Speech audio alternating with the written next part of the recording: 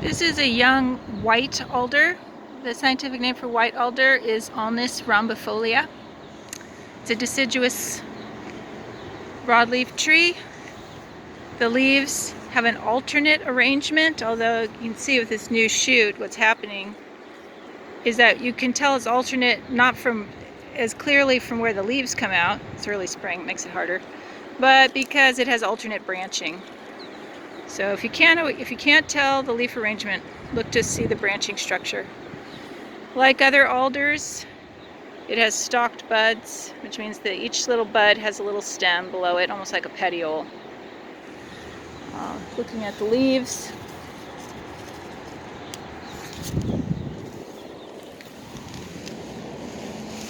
and they have an ovate, I'll turn it this way so you can see that it's an ovate shape.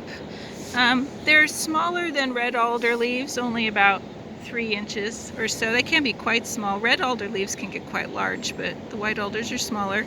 Looking at the margin here, you can see that it's singly serrate. It looks like it might be moving toward having some larger teeth, but white alder is more often singly serrate than doubly serrate, while red alder is always doubly serrate. Another way to tell it apart from the red alder, so you flip it over and you look at the underside of the leaf, and the margin is not revolute in this particular species.